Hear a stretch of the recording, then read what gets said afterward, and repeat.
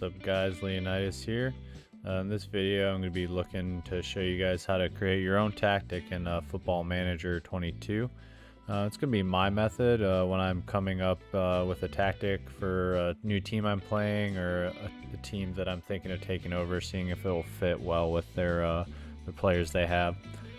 So we'll go ahead and just use my team that I'm currently playing. I'm actually streaming all my videos to YouTube, so if you haven't taken a look at those, I'll link it in the description.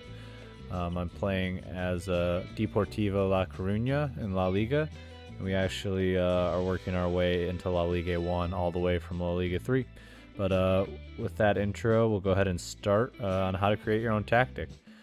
So obviously, in case you didn't know, all you do here is go down, and you're gonna just scroll down. You can look at presets here if you want, but it's kind of up to you if you want to go like from a straight preset, or if you want to do something else. But first thing you'll do is just hit edit tactic, and with that it will populate all your play styles. Really quick, we'll go through the play styles. You can see kind of the pros and cons of each of them. I would say the top three that get used in Football Manager, at least FM22 from what I've seen across the community, and then what I like to play with myself, is you got the Gegenpress. That was super popular in FM21, but recently I think they may have muted it, but I think across actual football at large is kind of seeing a slight decrease in how much it's used. The basic idea is your players are super fit and they're all working together, passing the ball really quickly from player to player, and then your press rate is super high, so it takes really fit players to pull this off. I tried it in FM21 with a team I just took over, and a lot of my players were tired just because they weren't used to the tempo of it. But it's mainly, like I said, focused on pressure, and if you have a really fit team, it can be super good in terms of controlling possession. Another one that's recently been really popular in FM22 is control possession. So in this one, you're playing with a lower tempo. Your players are predominantly good in passing and ball control or handling, and they seek to just control the ball, take their time, and look for openings as they move the ball down the field. You won't see a lot of explosive plays. It's possible if you have really good players, but this is, as the title kind of insinuates, is a control based style where you're just looking to control the ball. And then finally, this one's kind of come back recently in FM22 from what I've seen, and that's kind of a counter-attacking, and I'm playing a variant of it in my main playthrough. It's not a counterattack that I play, but it's a direct style of passing, so it's a counterattacking play style. So what you're doing is you're inviting pressure deep towards your goal, and you're trying to sucker or kind of get the enemy to approach your goalpost, and then take the possession away quickly, and then counterattack with speed with your attacking midfielders and wingers. It can be super easy if you kind of have a weaker team. You can invite pressure, just put a lot of defenders there, and then if you have a couple quick guys, it can be really good. But we'll go ahead and, after the brief intro there with styles, we'll go into the next step there. So once you choose your play style, kind of step 2 is decide how you want to score. So for the sake of this video, we'll go ahead and play with let's go Gegenpress.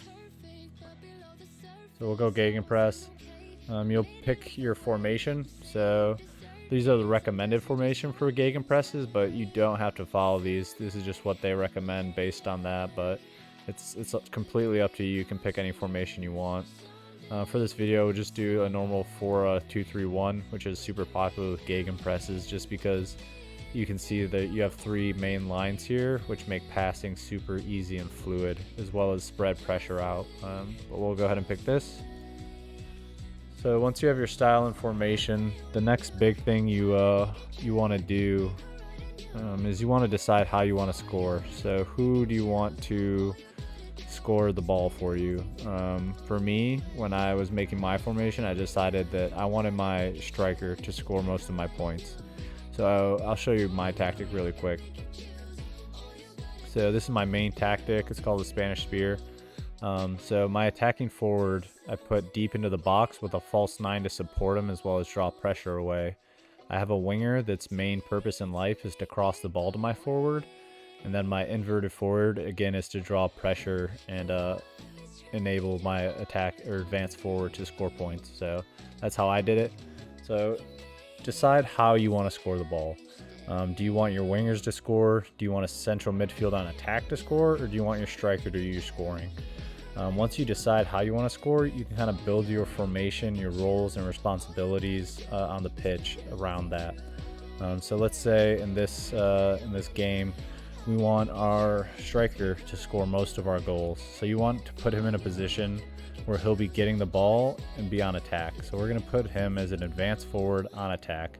That's a really good position. If you can do a complete forward, it's super rare.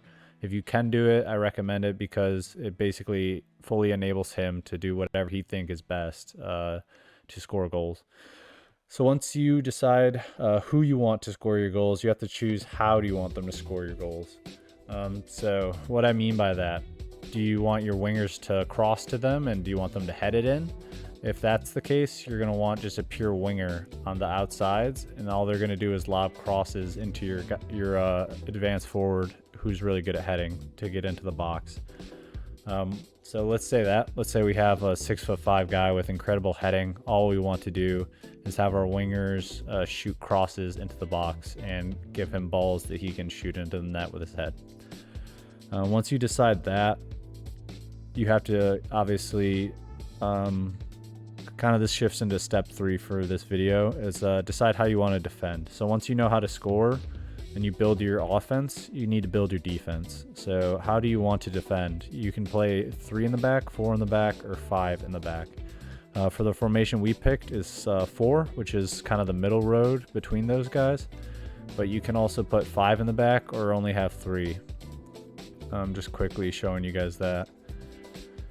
So this would be a 5 in the back. So you have 5 guys, you have 2 wing backers, and then 3 central defenders. So that would be a 5. If you wanted to play a true 3 in the back, it would look something like this. I haven't seen many people do it. I haven't seen many people do it successfully just because it invites so much pressure and it's hard to control. The opposition kind of dictates how they score with that formation. So as you saw in my formation, I'm currently playing a 5 in the back. But for this video, we'll just play the normal 4 in the back. So with that, we'll go ahead and put our 2 midfielders in, and we're back. Okay, so how do we want to defend? For me, I really like to take away the middle. So I usually have a ball playing defender and then a sectional defender either on defend or on cover. And that's just how I like to do it. I like to take away the middle, force them to the outside where I have my wing backs and my wingers defending for me. From there, once you kind of decide how you want to defend, if you want to primarily defend inside, outside, or where you want to defend, from there you can kind of move into step 4 of this video.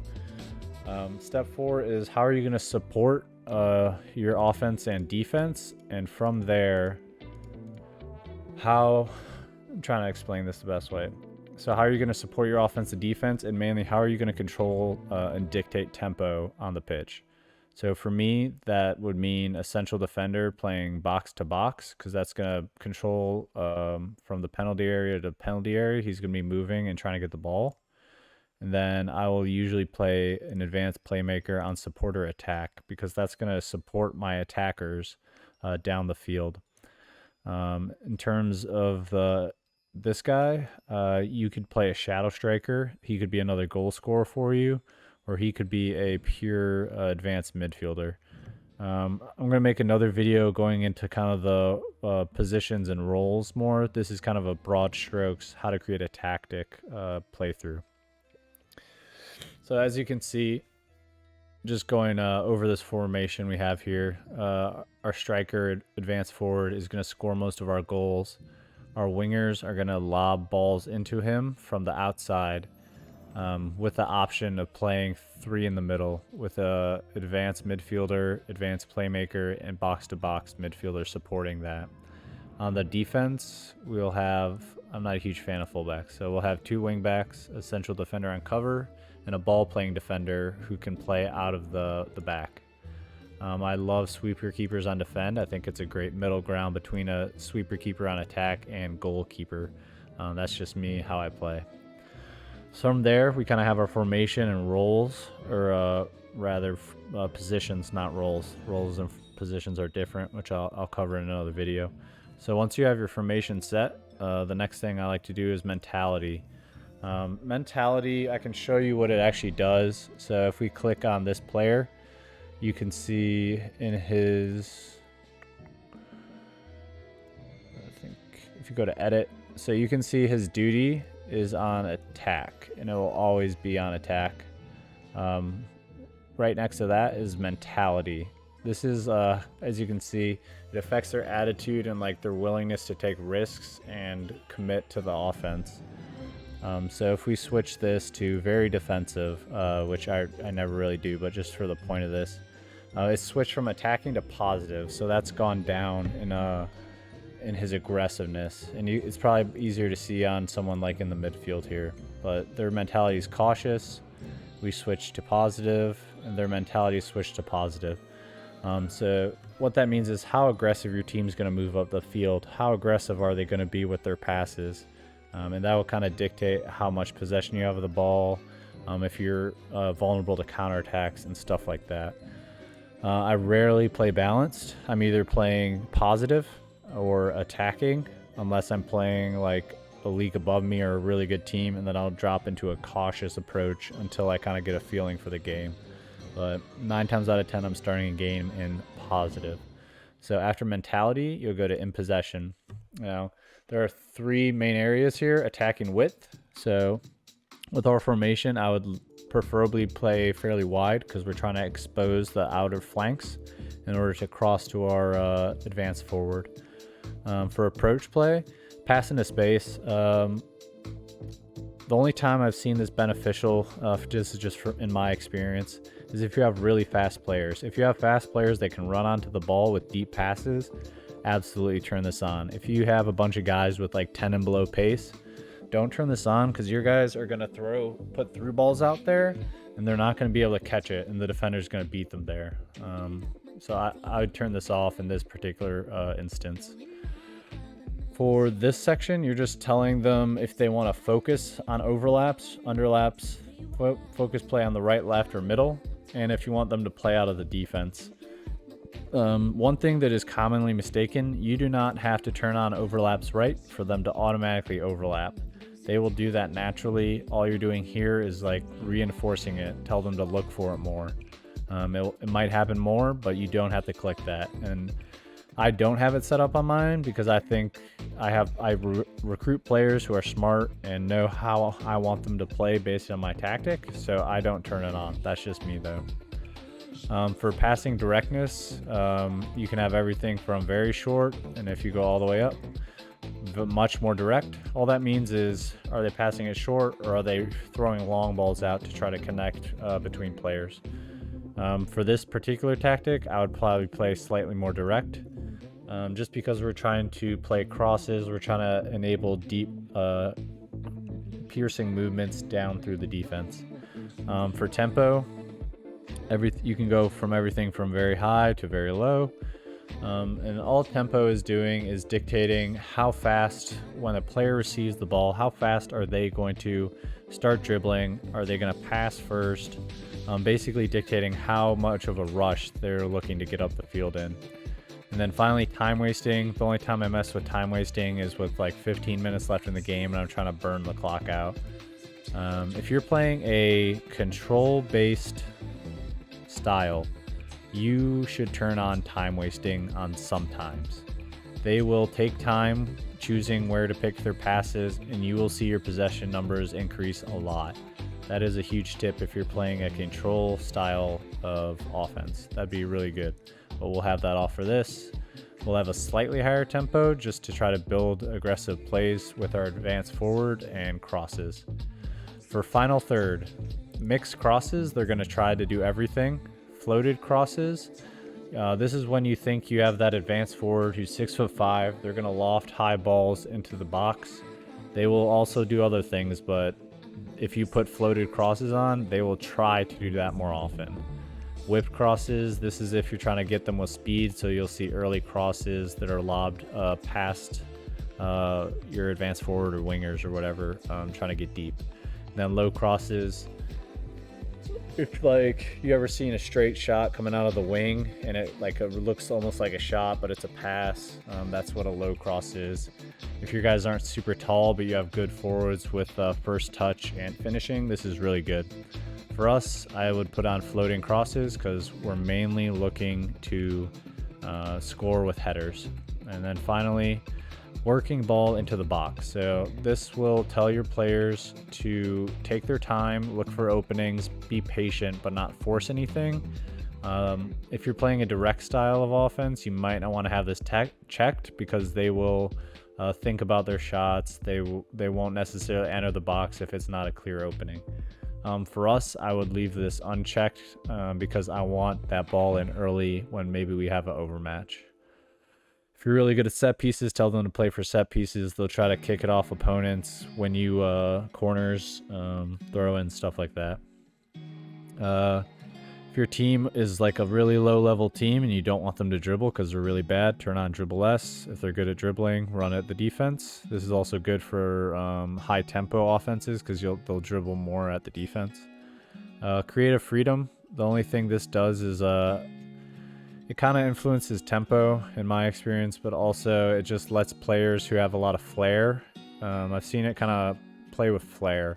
So if they have a lot of flair and a lot of vision and you turn on expressive, you'll see a lot of kind of crazy shots, crazy passes that you might not have seen. And discipline kind of limits flair and really looks for good passes, just from what I've seen.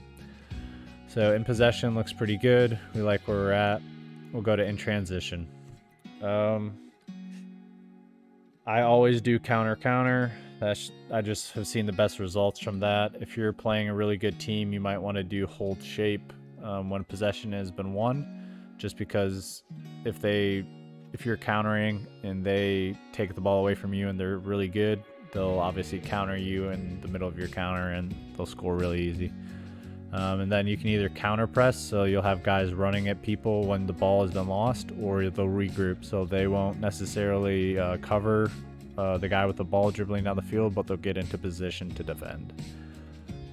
For a goalkeeper in possession, distribute quickly. He'll try to get it out. If you're in a higher tempo style of play, you want to play that, or slow it down if you're in a controlled possession.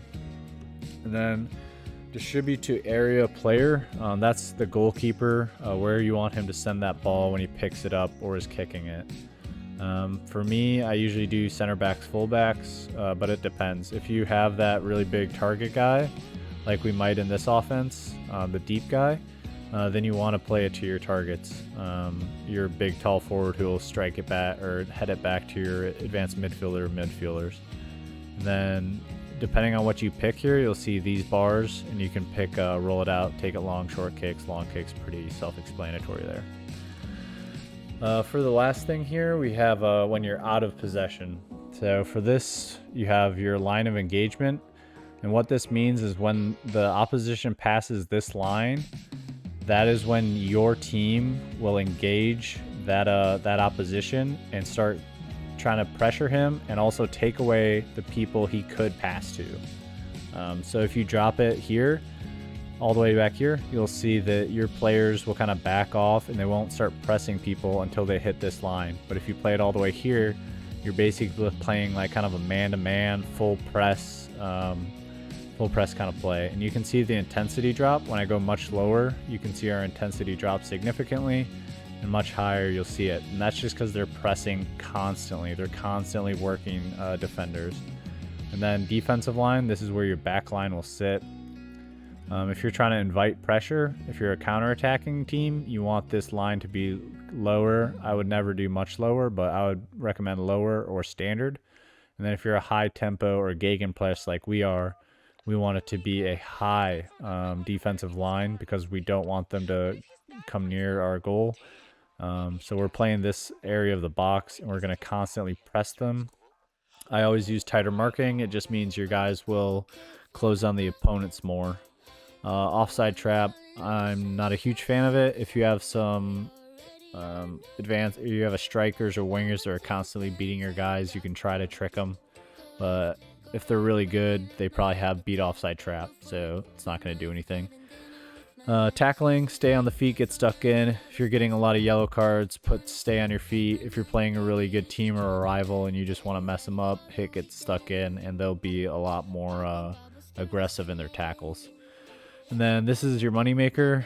So I always, and people have different opinions, in my opinion, I love forcing the opposition outside, and you can see these two central defenders pinch in, and they look to take away this middle part of the goal in front of the goalkeeper. And for the play styles I play, I have a right wing back and an outside man that will cover this area of the pitch for me. So when I pinch my two central defenders in, it's taking away a huge chunk of area, and I already have people covering for me. That's just what I like to do, but to each his own. So that kind of covers the broad strokes of what I wanted to cover for this video. Mainly how to make a tactic, just general thought process and ways to attack the problem of making your own tactic. If you have any questions, throw them in the comment section. If you like this video, let me know what you liked. If you want me to clarify something, I'm super responsive. I'd be happy to answer any questions. I'm planning to make another video to go over positions and roles more. I didn't want to do in this video so it wouldn't be too long, but I do plan on making it. I hope you guys enjoyed it. If you did, all I ask is you like, comment, and subscribe. And yeah, hope you enjoyed it. Hope you learned something. And I'll see you guys on the next one. Peace.